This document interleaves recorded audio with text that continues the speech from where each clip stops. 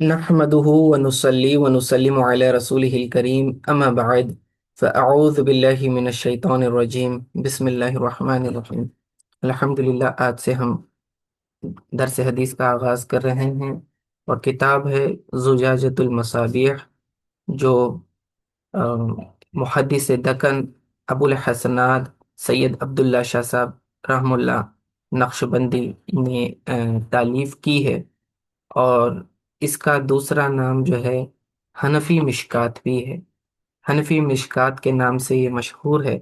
जिस तरह अल्लामा खतीब तबरेज़ी की मिशकातुल मसाबीह है, उसी तर्ज पर ये किताब जुजाजतुल मसाबीह है।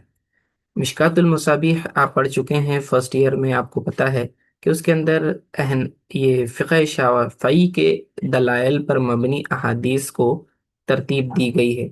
जबकि जो फ़िक़ह हनफी है उस पर मुअतरिज़ीन एतराज़ करते हैं। ये कहते हैं कि इनके मसाइल जो हैं अहादीस इसके मुताबिकत नहीं रखते।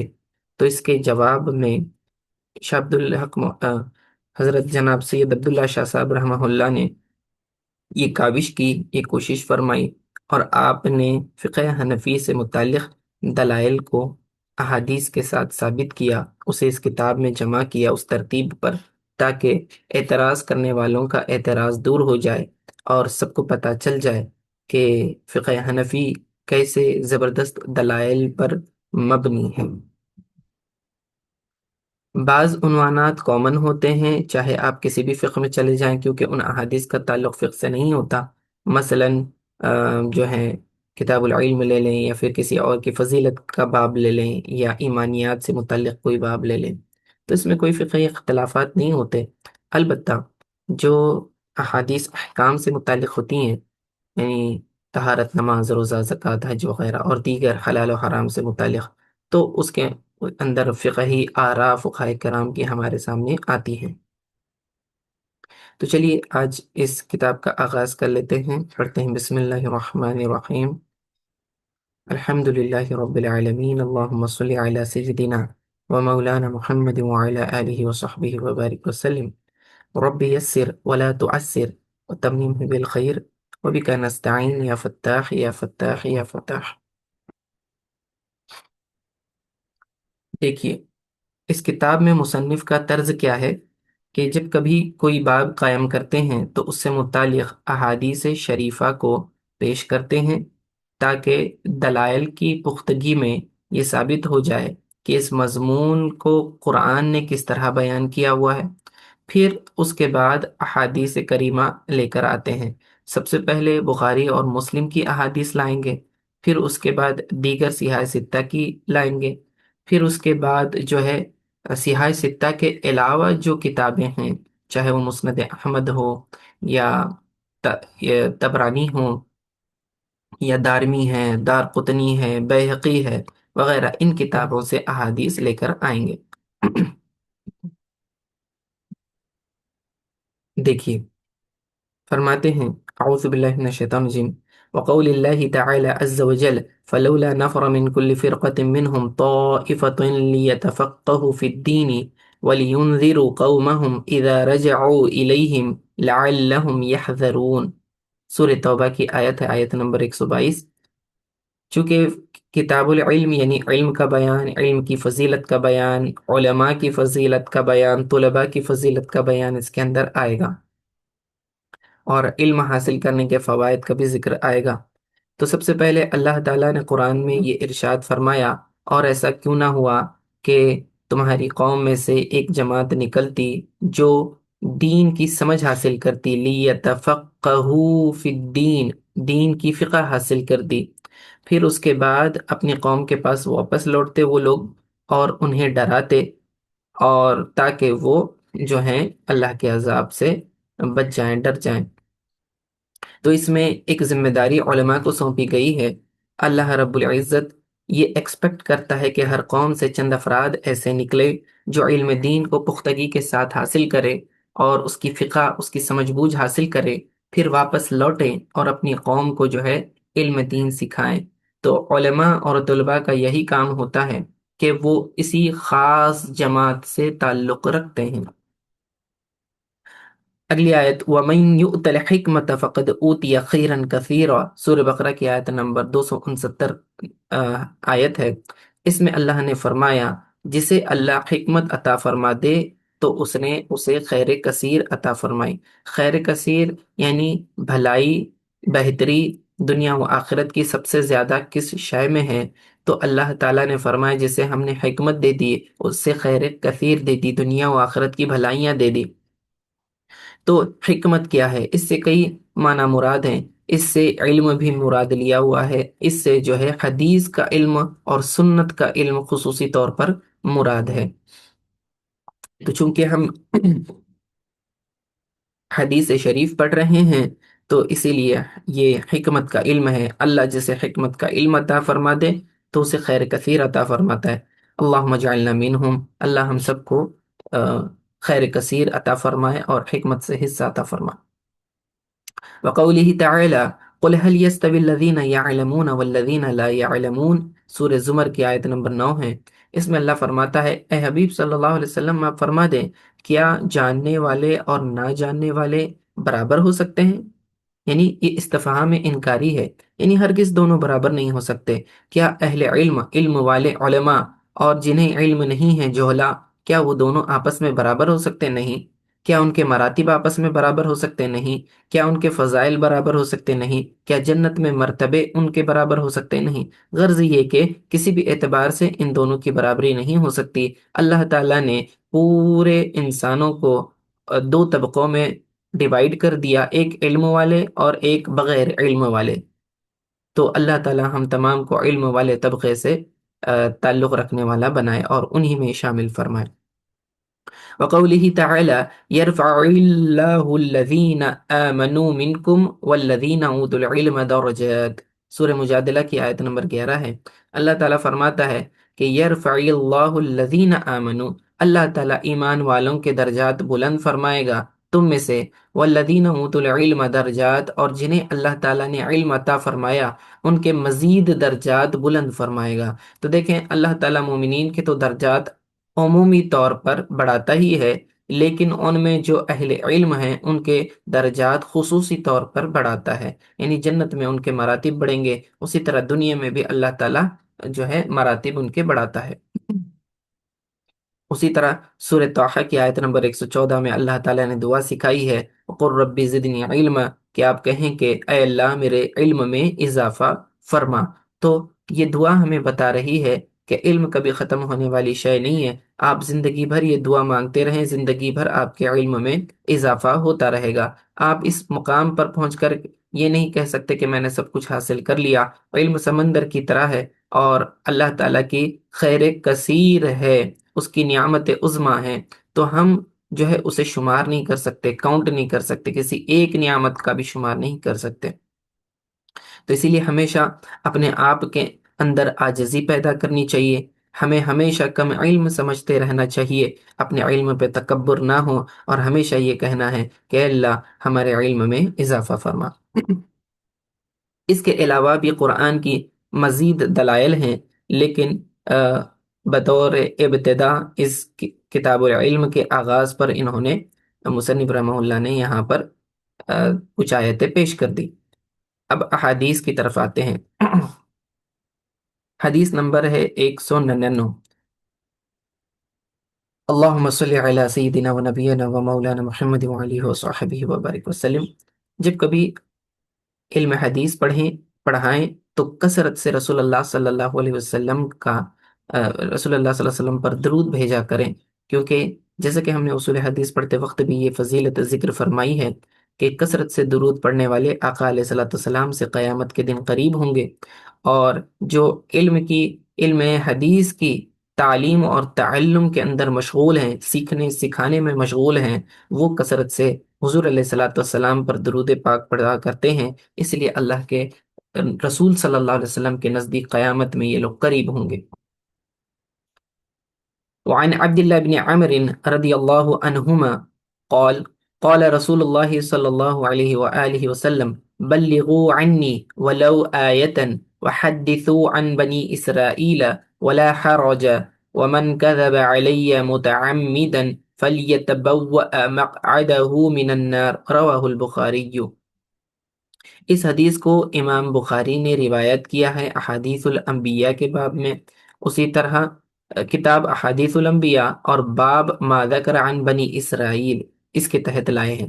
جب محدث کسی حدیث کے کوئی کتاب اور چیپٹر قائم کرتے ہیں، باب قائم کرتے ہیں، تو اس سے وہ اپنا عقیدہ بتا رہے ہوتے ہیں اور اپنی فقہی صلاحیت بھی بتا رہے ہوتے ہیں کہ ہم اس حدیث سے کیا سمجھ رہے ہیں۔ ٹھیک ہے، جیسے کہ امام بخاری کی کتاب احادیث الانبیاء، یہ کاف جو ذکر کیا جاتا ہے وہ کتاب کو بتلاتا ہے، اور باب کو بتلاتا ہے۔ ما ذکر عن بنی اسرائیل، بنی اسرائیل سے جو روایتیں ذکر کی گئیں۔ اب یہ روایت عبداللہ ابن عمر سے ہے، اسے عمرو نہیں پڑھنا یا عمر بھی نہیں پڑھنا۔ جب کبھی عین میم را عمر کے بازو میں واو لکھا ہوا آپ کو نظر آئے تو یہ عمر ہوتا ہے۔ ٹھیک ہے، اور رضی اللہ عنہما اس لیے کہ عبداللہ یہ بیٹے ہیں یہ عمرو بن العاص رضی اللہ تعالی عنہ کے، تو یہ والد بھی صحابی بیٹا بھی صحابی، اسی لیے ہم نے انہیں جو ہے رضی اللہ عنہما یعنی ان دونوں سے اللہ راضی ہو اس طرح کی دعا کرنی چاہیے۔ جی، اور چونکہ یہ روایت آپ دیکھ رہے ہیں کہ اس کا رفع رسول اللہ صلی اللہ علیہ وسلم کی طرف ہے، آقا علیہ الصلوۃ والسلام تک اس کی نسبت ہے، اسی لیے یہ حدیث مرفوع کہلائے گی۔ اور یہ امام بخاری نے اس کو روایت کیا ہے۔ یہ حدیث حدیث متواترہ میں سے ہے۔ حدیث متواترہ یعنی کہ اس کی روایت کرنے والے اتنی کثرت سے ہوں کہ ان تمام کا جھوٹ پر جمع ہونا محال ہو، اور یہ علم یقینی کا فائدہ دیتا ہے۔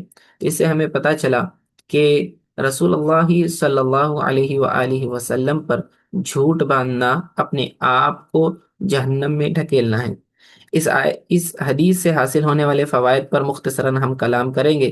سب سے پہلا حصہ بلغوا عنی ولو آیا، کہ پہنچاؤ میری جانب سے اگرچہ کہ ایک آیت ہو۔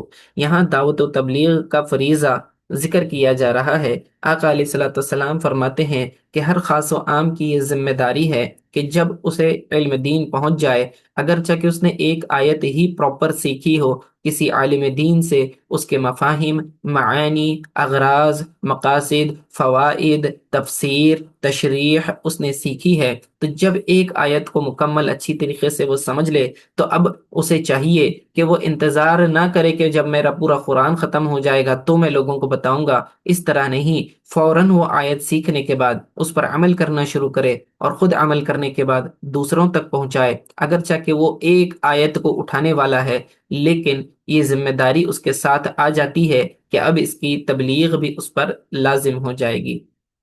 تو بلغوا عنی، میری جانب سے پہنچا دو۔ آقا علیہ الصلوۃ والسلام نے صحابہ کو پہنچایا، صحابہ کو خطاب فرما رہے ہیں، صحابہ نے پھر یہ فریضہ انجام دیا، تابعین کو سکھایا، تب تابعین کو سکھایا، پھر اس کے بعد یہ سلسلہ چلتا رہا۔ علماء، فقہاء، محدثین نے اسے سیکھا، سکھایا، پڑھا، پڑھایا، حتیٰ کہ یہ علم ہم تک پہنچا۔ تو یہ آقا علیہ الصلوۃ والسلام کے حکم پر عمل کرنا ہے۔ تو جب آپ یہ علم سیکھتے ہیں تو آپ پر لازم ہو جاتا ہے کہ آپ اسے آگے دوسروں کو سکھائیں۔ وَحَدِّثُوا عَن بَنِي إِسْرَائِيلَ وَلَا حَرَجَ، اور بنی اسرائیل سے روایات نقل کیا کرو اور اس میں کوئی حرج نہیں۔ ابتداءً یاد رکھیں کہ صحابہ کرام بنی اسرائیل کی روایات کو ذکر فرمایا کرتے تھے، لیکن اسے منع کر دیا گیا تھا۔ وجہ یہ تھی کہ بعض اسرائیلی روایات جو تھیں وہ درست نہیں تھیں، قابل اعتماد نہیں تھی، لیکن قرآن نازل ہو گیا، اس کی تفاسیر میں آقا علیہ الصلوۃ والسلام نے احادیث بیان کر دی۔ اب ایسی روایات جو قرآن و حدیث کو سپورٹ کرنے والی ہیں، اس کے مخالف نہیں ہیں بلکہ اس کے موافق ہیں، تو ان کے اہل علم سے اس طرح کی روایات کو لے لینے میں کوئی حرج نہیں، تاکہ اس کے آیات کو جو ہے مزید اس کو اچھی طرح سے سمجھا جائے۔ تو اسرائیلی روایات یہ ان علماء سے آتی ہیں جو یہود کے علماء تھے، اور ان کے بعد میں وہ اسلام لے آئے، جیسے کہ حضرت عبداللہ بن سلام ہیں، رضی اللہ تعالی عنہ، اسی طرح کعب الاحبار ہیں، مشہور قول کے مطابق وہ تابعین میں سے ہیں، اگرچہ کہ وہ حضور صلی اللہ علیہ وسلم کے زمانے میں موجود تھے لیکن اس وقت اسلام نہیں قبول کیا تھا، بعد میں حضرت عمر رضی اللہ تعالیٰ عنہ کے زمانے میں غالباً اسلام قبول کیا۔ تو کعب الاحبار جو ہیں اکثر بنی اسرائیل کی روایات کو ذکر کرتے ہیں، تو یہ اس پر حضور علیہ السلام نے کیا فرمایا، وَحَدِّثُ عَن بنی اسرائیل ولا حرج، اس میں کوئی حرج نہیں ہے۔ وَمَنْ كَذَبَ عَلَيَّ مُتَعَمِّدًا، جیسے کہ وہ روایات ہیں کہ جس میں حضور صلی اللہ علیہ وسلم کے اوصاف ہیں، ان کے کمالات ہیں، بنی اسرائیل کس طرح سے حضور کی بعثت سے پہلے حضور کے وسیلے سے دعا مانگا کرتے تھے وغیرہ، اس طرح کی روایات، یا پھر کسی کی فضیلت ثابت ہو رہی ہے تو ومن کذب علیہ متعمدا، اور جس نے مجھ پر جھوٹ باندھا جان بوجھ کر، یعنی انٹینشنلی اگر کوئی بات ہے اس نے میری جانب منسوب کر دی یہ کہتے ہوئے کہ یہ حضور علیہ الصلوۃ والسلام نے کہا ہے، حالانکہ آقا علیہ الصلوۃ والسلام نے یہ بات نہیں کہی ہو، تو فرمایا فَلْيَتَبَوَّأْ مَقْعَدَهُ مِنَ النَّارِ، تو وہ اپنا ٹھکانہ جہنم میں بنا لے، یعنی کہ وہ آدمی جہنمی ہو گیا، دوزخی ہو گیا، کیونکہ اس نے رسول اللہ صلی اللہ علیہ وسلم کے اوپر جھوٹ باندھا۔ اگر صرف وہ یہ کہے کہ حدیث میں آیا ہے تو مطلقاً حدیث کی نسبت جو ہے رسول اللہ صلی اللہ علیہ وسلم کے قول کی طرف کی جاتی ہے، تو عوام تو یہی سمجھتی ہے کہ یہ حضور صلی اللہ علیہ وسلم نے کہا ہوگا۔ پھر اگر جان بوجھ کر نام بھی لے لے، یہ کہے کہ حضور علیہ الصلوۃ والسلام نے یہ فرمایا ہے، حالانکہ حضور نے یہ بات فرمائی نہیں تھی، تو ایسا شخص جہنمی ہے۔ اللہ تعالی ہمیں اس طرح کے گناہ سے بچائے، زندگی بھر ہماری نسلوں کی حفاظت فرمائے۔ اسی لیے محدثین جو ہیں روایت بالمعنی کرنے سے عموماً منع فرماتے ہیں، وہ چاہتے ہیں کہ لوگ روایت بالالفاظ کریں، کیونکہ ایز اٹ از حدیث کے جو الفاظ ہیں وہ بیان کر دیں تو یہ زیادہ احتیاط والی بات ہے۔ ہاں، اگر آپ کو روایت بالمعنی کرنا ہے، یعنی کہ کسی کو سمجھانا ہے اس کے مفہوم کو، تو آپ صرف اس کے میننگ بتلانا چاہ رہے ہو تو بتا سکتے ہو، لیکن آپ کو یہ کہنا پڑے گا کہ یہ ایگزیکٹ حدیث کے الفاظ نہیں ہیں، بلکہ میں آپ کو سمجھا رہا ہوں حدیث پاک کا مفہوم ہے۔ عموماً جب ہم بیان کرتے ہیں اور ہم ایگزیکٹ حدیث کے الفاظ استعمال نہیں کرتے تو ہم کہتے ہیں یہ حضور صلی اللہ علیہ وسلم کی حدیث کا مفہوم ہے، یعنی اس کی میننگ ہے جو ہم بتا رہے ہیں، پھر آپ اپنے الفاظ میں ایکسپلین کر سکتے ہیں۔ لیکن جب آپ یہ کہتے ہو کہ یہ حدیث میں بیان کر رہا ہوں، تو آپ نے حدیث کے الفاظ کو بعین ہی بیان کرنا ہے، تو اس میں احتیاط رکھنے کی ضرورت ہے۔ یا پھر آپ نے عربی میں حدیث بیان کر دی اور آپ کو شک ہے کہ کہیں ایسا تو نہیں کہ ایک حرف یا لفظ ادھر ادھر ہو گیا ہو، تو آپ کہیں او کما قال علیہ السلام، یا پھر جیسے رسول اللہ صلی اللہ علیہ وسلم نے کہا، تاکہ احتیاطاً آپ بچ سکیں۔ اور یہ یہاں صرف جو ہے یہ ایسا نہیں ہے کہ یہ وعید جو ہے جس نے جھوٹی بات حضور کی طرف منسوب کری اس کے متعلق، مگر اگر کوئی اچھی بات بھی ہو اور حضور کی طرف منسوب کرتا ہے اور حضور نے وہ بات نہ کہی تو بھی وہ اسی وعید کے تحت آئے گا۔ کوئی اقوال زرین ہے، کوئی بزرگ کا قول ہے اور حضور کی طرف منسوب کرتے ہیں، اگرچہ کہ بات اچھی ہو تو بھی گناہ گار ہوگا۔ جی، کبیرہ گناہوں میں سے ہے اور آدمی جہنمی ہو جاتا ہے۔ حدیث نمبر 200، وعن سمرة بن جندب والمغیرة بن شعبة رضی اللہ عنہما، یہاں دو صحابیوں کا ذکر ہے، سمورہ بن جندب اور مغیرہ ابن شعبہ، یہ دونوں روایت کر رہے ہیں، اور قال کا صیغہ تثنیہ والا ہے۔ جی، قال الف کے ساتھ ہو اس کا مطلب ان دونوں نے کہا، صرف قال زبر کے ساتھ ہو اس کا مطلب ایک شخص نے کہا۔ تو یہ دو شخص روایت کر رہے ہیں اس حدیث کو، فرماتے ہیں قال قال رسول اللہ صلی اللہ علیہ وآلہ وسلم من حدث عنی بحدیث یرا انہ کذب فہو احد الکاذبین، رواہ مسلم۔ کہ فرماتے ہیں یہ دونوں صحابہ کہ حضور علیہ الصلوۃ والسلام نے فرمایا، جس کسی نے مجھ سے کوئی حدیث بیان کی، جی، یا من حدث عنی بحدیث یرا انہ کذب، اور وہ دیکھتا ہے، وہ جانتا ہے کہ وہ کیا ہے، جھوٹ ہے، انہ کذب، تو کہتے ہیں فہو احد الکاذبین، تو وہ جو ہے دو میں سے ایک جھوٹا ہے۔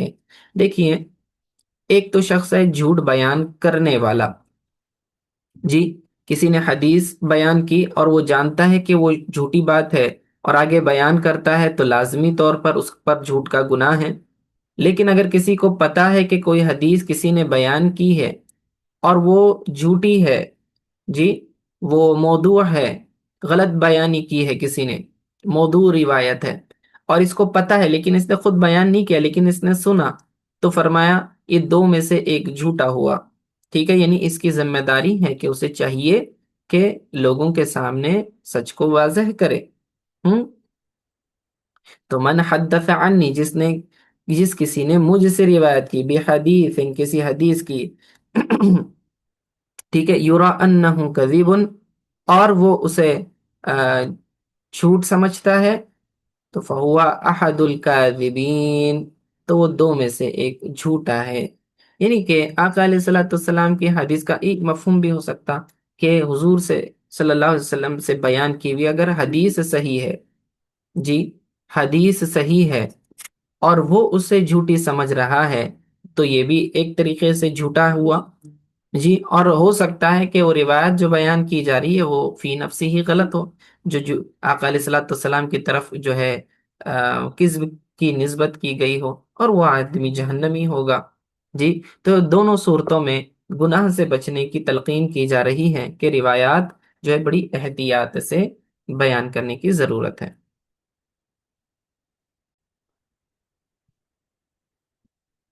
اس روایت کو امام مسلم نے روایت کیا ہوا ہے، فی مقدمہ کتابہ، یعنی اپنی کتاب کے مقدمے میں، اور اسی طرح باب ہے وجوب الروایہ عن الثقات، یعنی کہ ثقہ راویوں سے روایت نقل کرنا یہ واجب ہے، وترک الکذابین، اور جھوٹے لوگوں سے روایت نقل نہ کی جائے، ٹھیک ہے؟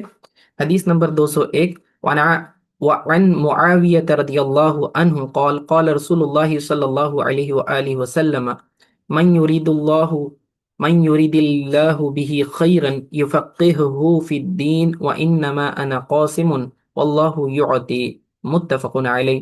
یہ حدیث متفق علیہ ہے، یعنی امام بخاری نے اور امام مسلم دونوں نے اس کو روایت کیا ہے، ٹھیک ہے؟ اور امام بخاری کے یہ الفاظ ہیں کتاب العلم میں، باب من یرید اللہ بہ خیرا یفقہہ فی الدین، اللہ جس کے ساتھ بھلائی کا ارادہ فرماتا ہے تو اسے دین کی سمجھ عطا فرماتا ہے۔ ہم؟ اور امام مسلم نے اسے کتاب الزکوٰۃ میں نقل کیا ہوا ہے۔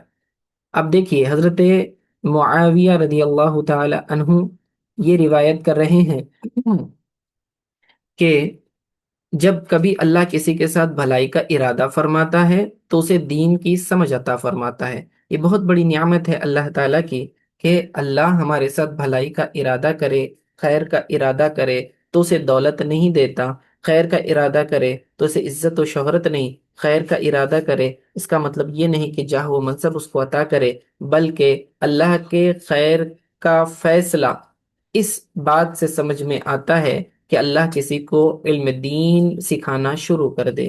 جب اللہ علم دین سکھا رہا ہوتا ہے اس کا مطلب اللہ نے آپ کے لیے تقدیر میں بھلائی کے فیصلے فرما دیے ہیں، تو یہ بہت بڑی نعمت ہے اللہ کی، اور یہ علامت بھی ہے نیک بختی کی، خوش بختی کی، خوش قسمت ہونا۔ اس سے پتہ چلتا ہے کہ جس شخص کو علم دین عطا کیا گیا، علم فقہ، علم حدیث، علم تفسیر وغیرہ، جو بھی آپ علم حاصل کرتے ہیں علم دین، یہ سب اللہ کے کرم سے ہے، اللہ کی عطا، اور اللہ تعالیٰ نے آپ کو خوش قسمت بنایا، اس بات کی دلیل ہے۔ اس لیے ہمیشہ علم دین سیکھتے ہوئے اللہ تعالیٰ کا شکر ادا کرنا چاہیے، کیونکہ اس نے ہمارے ساتھ بھلائی کا ارادہ فرمایا ہوا ہوتا ہے۔ آگے فرمایا وَإِنَّمَا أَنَا قَاسِمٌ، اور بے شک میں تقسیم کرنے والا ہوں، قاسم تقسیم کرنے والا، آقا علیہ الصلوۃ والسلام کے ناموں میں سے ہے کہ وہ قاسم النعمہ ہے، اللہ تعالیٰ نعمت دینے والا ہے، اور رسول اللہ صلی اللہ علیہ وسلم بانٹنے والے ہیں، کیونکہ آقا علیہ الصلوۃ والسلام نے ایک مرتبہ خواب دیکھا، فرمایا کہ اب نبی کا خواب بھی وحی ہوتا ہے اور یہ بھی حدیث ہے، تو آپ روایت کرتے ہیں آقا علیہ الصلوۃ والسلام نے بیان کیا کہ مجھے خواب میں دکھایا گیا کہ زمین کی تمام کنجیاں میرے ہاتھوں میں دی گئی ہیں۔ مطلب یہ کہ زمین کے تمام خزانوں سے مراد اللہ تعالیٰ کے زمین و آسمان میں جو بھی نعمتیں ہیں، وہ اللہ تعالیٰ نے رسول اللہ صلی اللہ علیہ وسلم کو اس کا مالک بنا دیا، انہیں اختیار دے دیا۔ اور اللہ کے رسول صلی اللہ علیہ وسلم فرماتے انا قاسم، میں تقسیم فرمانے والا ہوں، واللہ یعطی، اور اللہ مجھے عطا فرماتا ہے۔ یہ بڑی بات ہے، اللہ تعالیٰ مجھے عطا فرماتا ہے کا۔ اللہ تعالیٰ تو دیتا ہے، اللہ دینے والی ذات ہے، اللہ سب کو دیتا ہے، لیکن کائنات میں جس کسی کو کوئی نعمت ملتی ہے تو رسول اللہ صلی اللہ علیہ وسلم کے صدقے ملتی ہے، کیونکہ ساری نعمتوں کی کنجیاں اللہ کے رسول صلی اللہ علیہ وسلم کے ہاتھوں میں دے دی گئی ہیں، اور اللہ جو ہے، اللہ کے رسول صلی اللہ علیہ وسلم اسے مخلوق کے درمیان بانٹتے ہیں۔ تو یہ آقا علیہ الصلوۃ والسلام کی خصوصی شان والی حدیث بھی ہے۔ ٹھیک ہے، تو واللہ یعطی، اللہ مجھے عطا فرماتا ہے کہا۔ اللہ دینے والا ہے، لیکن پہلے اللہ رسول اللہ صلی اللہ علیہ وسلم کو دیتا ہے، پھر اللہ کے رسول صلی اللہ علیہ وسلم کے صدقے لوگوں کو ملتا ہے۔ متفق علیہ حدیث۔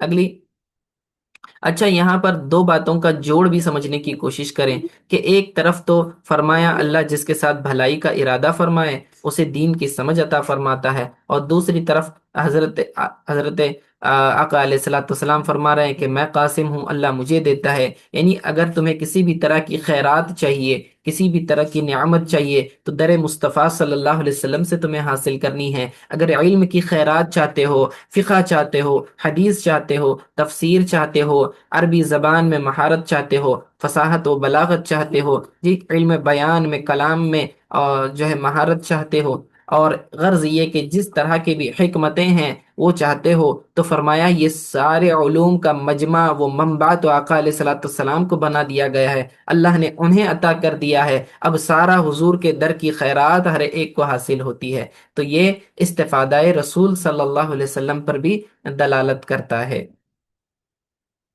جی، حدیث نمبر 202، وعن ابی ہریرہ رضی اللہ عنہ قال قال رسول اللہ صلی اللہ علیہ وسلم الناس معادن كمعادن الفضة والذهب خياركم في الجاہلیة خياركم في الاسلام اذا فقوه، رواہ مسلم۔ بڑی پیاری حدیث ہے، امام مسلم نے اس کو روایت کیا کتاب البر والصلہ والآداب کے اندر اس کو، اور امام بخاری بھی اس کو کتاب المناقب میں لائے ہیں۔ غرض یہ کہ یہ حدیث بڑی جامع فضیلت والی ہے۔ روایت فرما رہے ہیں کہ لوگ اخلاق کے لحاظ سے سونے اور چاندی کے خزانوں کی طرح ہیں۔ جی، معادن کسے کہا جاتا ہے؟ جہاں سے خزانہ نکلتا ہے۔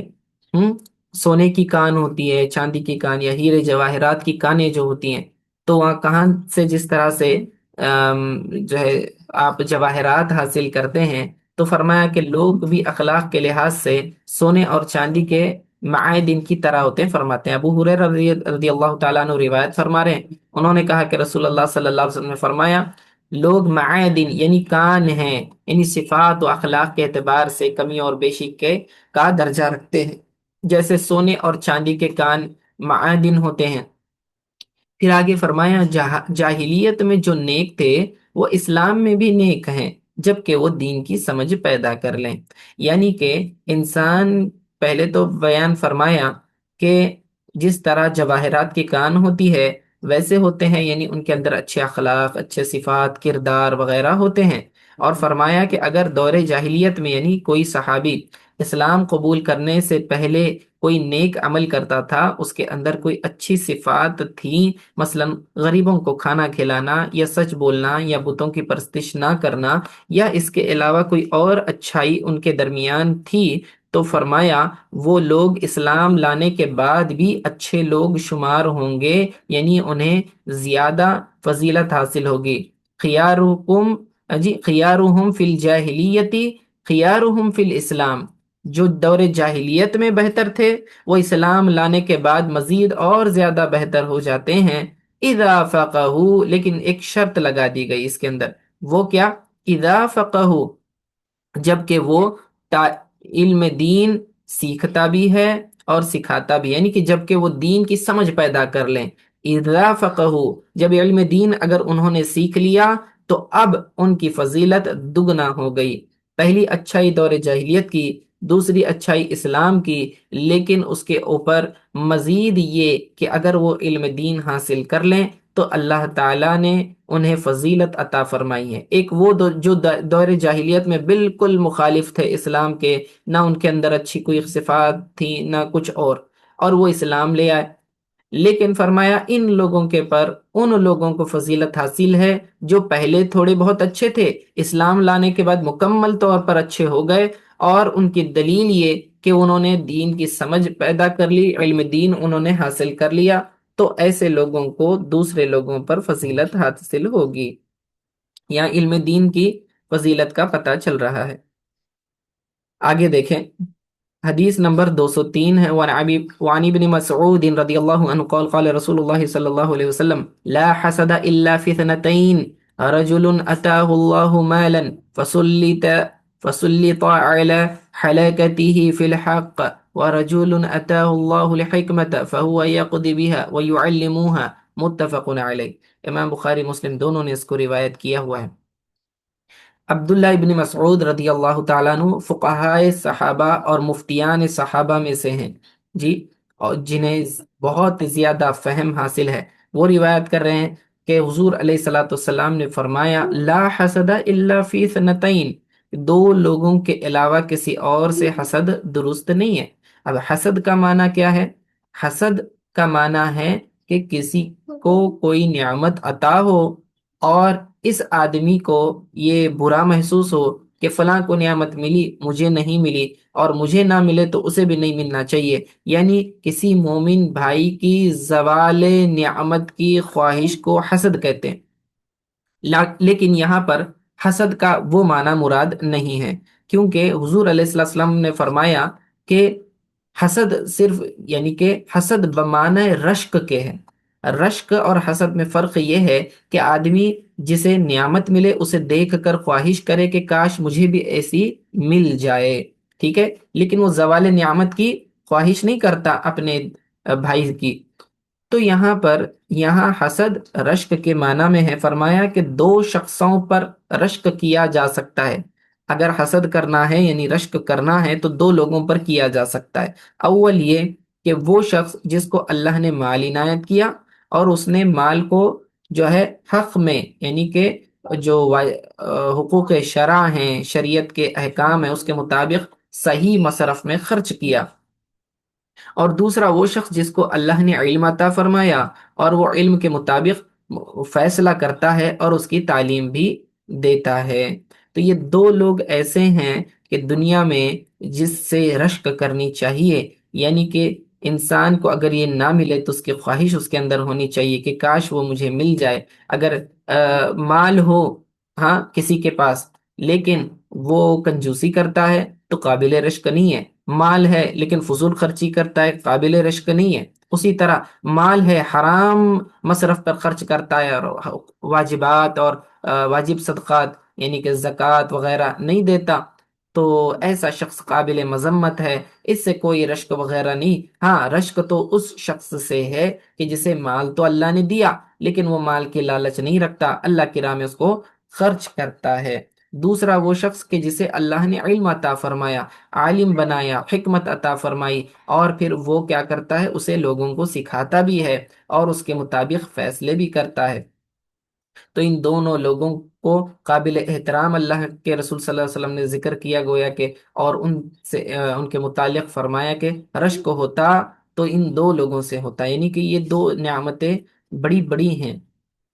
حدیث نمبر 204، وعن ابی ہریرہ رضی اللہ عنہ قال قال رسول اللہ صلی اللہ علیہ وسلم اذا مات الانسان انقطع عنه عمله الا من ثلاثة، الا من صدقة جارية او علم ينتفع به او ولد صالح يدعو له، رواہ مسلم۔ امام مسلم نے اس کو روایت کیا۔ حضرت ابو ہریرہ رضی اللہ تعالیٰ عنہ فرماتے ہیں کہ رسول اللہ صلی اللہ علیہ وآلہ وسلم نے ارشاد فرمایا کہ جب انسان مر جاتا ہے تو اس سے اس کے اعمال منقطع ہو جاتے ہیں مگر تین صورتوں کے علاوہ، یعنی کہ جب انسان مر جاتا ہے تو اب اس کو نہ ثواب ملتا ہے نہ گناہ ملتا ہے، مگر یہاں پر فرمایا کہ صرف تین صورتیں ایسی ہیں کہ جس سے جو ہے اس کو ثواب جاریہ ملتا رہے گا. الا من صدقۃ جاریۃ، یعنی اگر اس نے کوئی صدقہ جاریہ کا کوئی کام کیا ہے، مثلا کسی کو کسی نیک کام کے لیے زمین وقف کر دی، جی مسجد کے لیے، مدرسے کے لیے زمین وقف کر دی، یا کوئی ہاسپٹل بنا دیا، کوئی اسکول بنا دیا، کوئی کنواں کھدوا دیا، بور ویل کھود دیا تاکہ لوگ جو ہیں اس علاقے کے پانی پیتے رہیں، وغیرہ وغیرہ، اس طرح کی کوئی مالی مدد کر دی ثواب جاریہ کی خاطر. جی اسی طرح دوسرا شخص فرمایا کہ دوسری صورت یہ، او علم ينتفع به، یعنی اس نے لوگوں کو علم دین سکھایا اور مرنے کے بعد بھی لوگ اس علم سے اس کا فائدہ حاصل کرتے رہیں، اس پر عمل کرتے رہیں، تو اس کا بھی اس کو ثواب مرنے کے بعد بھی ملتا رہے گا. او ولد صالح يدعو له، یا اس نے کوئی صالح اولاد چھوڑی ہے جو اس کے لیے دعائے خیر کرتی رہے، دعائے مغفرت کرتی رہے، تو اس کا بھی فائدہ اسے حاصل ہوتا رہے گا. تو یہاں ثواب، ایصال ثواب کی دلیل پیش کی گئی ہے، بیان کیا گیا کہ یہ تین قسمیں ایسی ہیں کہ مرنے کے بعد بھی انسان کو ثواب ملتا ہے. تو اس حدیث کے فوائد سے پہلی بات تو یہ ثابت ہوئی کہ مرنے کے بعد بھی انسان کو ثواب حاصل کرنے کی چند صورتیں ہیں. نمبر ایک، کہ مال اللہ کے راہ میں خرچ کی جائے، مالی عبادت، کہ اگر انسان مالی عبادت کرے تو بھی وہ میت کو پہنچتا ہے. کہ صدقہ جاریہ کے اندر بہت ساری چیزیں آ گئی.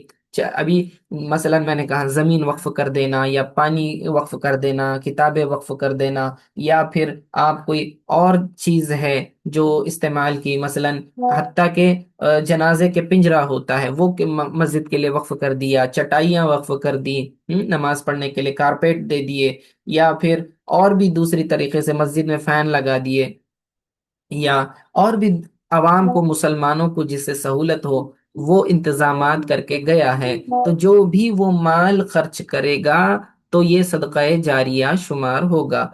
او علم ينتفع به، یعنی کہ اس نے لوگوں کو علم دین سکھایا، اپنے اساتذہ سے جو سیکھا وہ اپنے شاگردوں کو سکھایا، چاہے وہ تقریر کی شکل میں ہوں، تحریر کی شکل میں ہوں، یا تدریس کی شکل میں ہوں، کسی بھی طریقے سے اگر اس نے علم سکھایا ہے تو یہ جب تک لوگ اس سے فائدہ حاصل کرتے رہیں گے اس کو ثواب جاریہ ملتا رہے گا. او ولد صالح يدعو له، یا پھر نیک اولاد جو اس کے لیے دعائے خیر کرے. جی تو پہلا تو کون سا، ایک جو ہے بدنی عبادت، سوری ایک مالی عبادت، صدقہ جاریہ مالی عبادت ہے، پتہ چلا کہ مالی عبادت کا بھی ثواب مرنے والے کو ملتا ہے. دوسرا بدنی عبادت، علم سکھانا یہ بدنی عبادت ہے، زبان سے آپ لوگوں کو سکھاتے ہیں یا لکھ کر سکھاتے ہیں تو بدنی عبادت، اس کا بھی ثواب پہنچتا ہے. او ولد صالح يدعو له، یا پھر ایصال ثواب کے کوئی شے پڑھ کر آپ بخشتے ہیں، مثلا کوئی جو ہے دعا کرتا ہے اپنے والدین کے لیے، جی تو ایصال ثواب کرے، قرآن پڑھے، کیونکہ قرآن میں بے شمار دعائیں ہیں. اگر تو کوئی قرآنی دعا پڑھ رہا ہے اس کا مطلب اس کا ثواب پہنچے گا، کیونکہ حدیث نے کیا کہا کہ وہ جو دعا کرے وہ اس سے اس کے والدین کو نفع پہنچتا ہے. اب وہ دعا قرآنی دعا بھی ہو سکتی ہے، جب قرآنی دعا، قرآن کی ایک آیت کا ثواب جو ہے میت کو پہنچ رہا ہے تو پورے قرآن کا ثواب کیسے نہیں پہنچے گا. تو اس سے جو ہے ایصال ثواب کی حیثیت ہمیں پتہ چلتی ہے. اگلی حدیث، حدیث نمبر 205، وعنہ اور انہی سے روایت ہے، یعنی کہ حضرت ابو ہریرہ، پچھلا جو راوی گزرا انہی کی طرف یہ ضمیر راجع ہے. وعنہ انہی سے روایت ہے، رضی اللہ عنہ، قال قال رسول اللہ صلی اللہ علیہ وسلم، من نفس عن مؤمن کربت من کرب الدنیا نفس اللہ عنہ کربتا من کرب یوم القیامہ. کہ رسول اللہ صلی اللہ علیہ وسلم نے فرمایا جس نے کسی مومن کی کسی تکلیف کو دنیا میں دور کیا، نفسا یہاں دور کرنے کے معنی میں، کہ جس نے کسی مومن کی کسی تکلیف کو دنیا میں دور کر دیا تو اللہ تعالیٰ اس سے قیامت کی سختیوں میں سے کسی سختی کو دور فرمائے گا. وَمَن يَسَّرَ عَلَى مُعْسِرٍ يَسَّرَ اللَّهُ عَلَيْهِ فِي الدُّنْيَا وَالْآخِرَةِ، جس نے کسی تنگ حال پر آسانی کر دی تو اللہ تعالیٰ اس کی دینی اور دنیاوی تنگیوں کو دور کر دے گا۔ وَمَن سَتَرَ مُسْلِمًا سَتَرَهُ اللَّهُ فِي الدُّنْيَا وَالْآخِرَةِ، اور جس کسی نے کسی مومن کی عیب پوشی کی، پردہ پوشی کی، تو اللہ تعالیٰ دنیا اور آخرت میں اس کی عیب پوشی کرے گا۔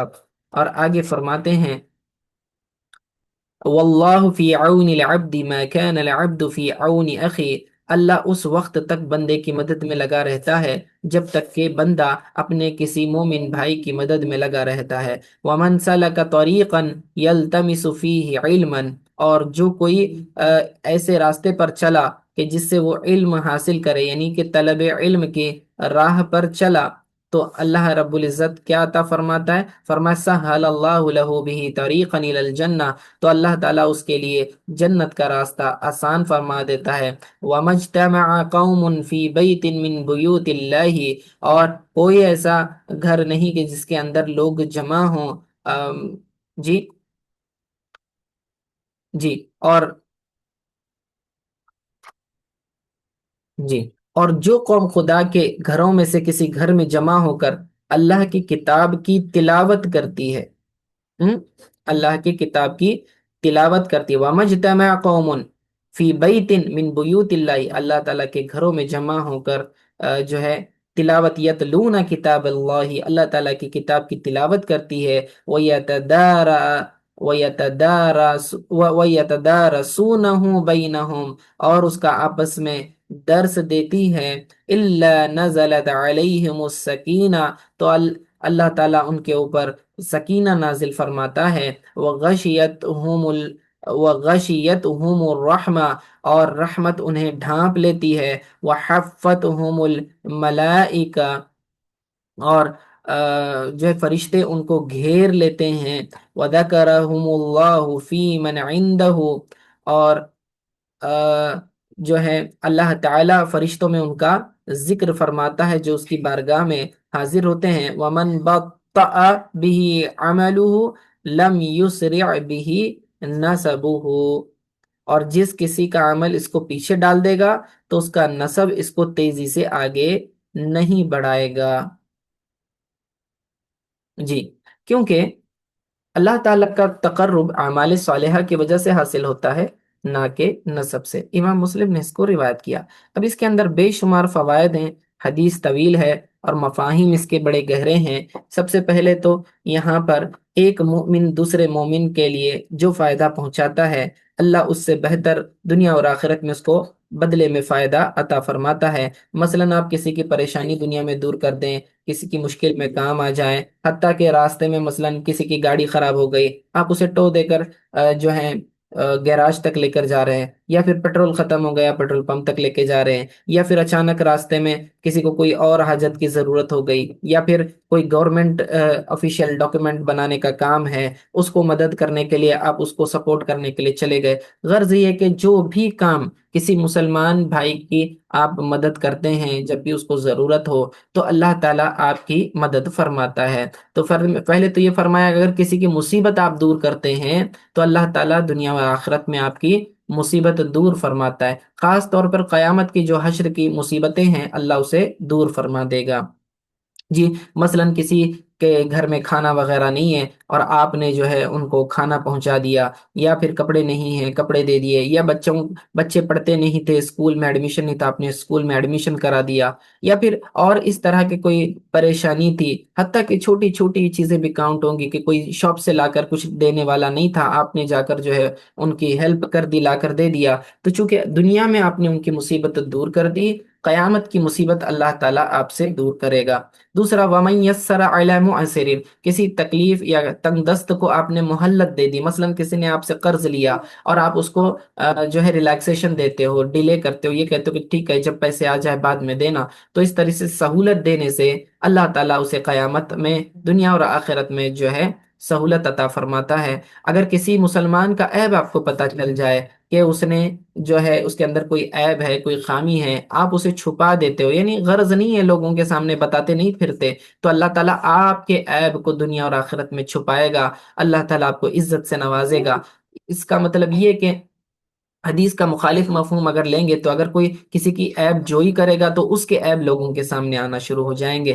پھر فرمایا جب تک بندہ کسی مومن کی مدد میں لگا رہتا ہے، اللہ تعالیٰ اس کی مدد میں لگا رہتا ہے۔ تو آپ دوسروں کے ہیلپ کریں گے، اللہ آپ کی ہیلپ کرے گا۔ آپ دوسروں کے کام بنائیں گے، اللہ آپ کے کام بنائے گا۔ ومن سلک طریقا یلتمس فیہ علما، یہ جملہ باب سے مطابقت رکھتا ہے، ٹھیک ہے؟ چونکہ باب کتاب العلم چل رہا ہے تو علم اور علماء کی فضیلت ذکر ہوگی، تو یہ جملہ جو ہے اہل علم کی فضیلت کو بتلا رہا ہے۔ یہاں سے مکمل آخر تک جو ہے فضیلت علم کے متعلق بیان کیا گیا کہ جو اللہ کے راستے میں چلے گا، یعنی کہ علم حاصل کرنے کے لیے چلنا، اللہ کے راستے میں چلنا ہے۔ اللہ نے فرمایا سہل اللہ لہ بہ طریقا الی الجنہ، تو اللہ اس کے لیے جنت کا راستہ آسان کر دیتا ہے۔ تو گویا علم حاصل کرنے کے لیے آپ جتنے قدم اٹھا رہے ہو، وہ قدم جو ہے دنیا میں تو بظاہر کسی مکان تک لے جا رہے ہوں گے، کسی اسکول کالج تک مدرسے تک لے جا رہے ہوں گے، لیکن حقیقتاً آپ جنت کے راستے پر چل رہے ہیں، دھیرے دھیرے جنت کے قریب ہوتے جا رہے ہیں، اور آپ کے لیے جنت کا راستہ آسان ہوتا جا رہا ہے۔ وَمَا اجْتَمَعَ قَوْمٌ فِي بَيْتٍ مِّن بُيُوتِ اللَّهِ، اللہ کے گھر میں یعنی مساجد میں لوگ جمع ہو جائیں، یتلون کتاب اللہ، اللہ تعالیٰ کی کتاب کو پڑھیں، قرآن پاک کو پڑھیں، وَيَتَدَارَسُونَهُ بَيْنَهُمْ، اور آپس میں اس کتاب کا درس دیں، تو کہتے ہیں اللہ ان کے اوپر سکینہ نازل فرماتا ہے، اللہ کی رحمت انہیں ڈھانپ لیتی ہے، فرشتے انہیں گھیر لیتے ہیں، اور اللہ فخر کے طور پر اپنے فرشتوں کے سامنے اپنے بندوں کا تذکرہ فرماتا ہے۔ جی، اور آخری بات یہ ذکر کی کہ اللہ تعالیٰ کا تقرب اعمال صالحہ کی وجہ سے حاصل ہوتا ہے، نہ کہ نسب کی وجہ سے۔ اسی لیے فرمایا اور جو جس کسی کا عمل اس کو پیچھے ڈال دے گا، یعنی اعمال اچھے نہیں ہیں تو اس کا نسب اسے آگے نہیں بڑھا سکتا، لیکن اگر اعمال اچھے ہیں اور نسب بھی اچھا ہے تو اسے نسب کا بھی فائدہ ہوگا۔ صرف نسب ہے، اعلیٰ نسب ہے، لیکن عمل اچھا نہیں ہے تو وہ نسب اکیلا اسے فائدہ نہیں دے گا۔ چلیے یہاں پہ درس کو آج روک دیتے ہیں، وصلی اللہ تعالی علی خیر خلق محمد وآلہ وصحبہ اجمعین برحمتک یا ارحم الراحمین۔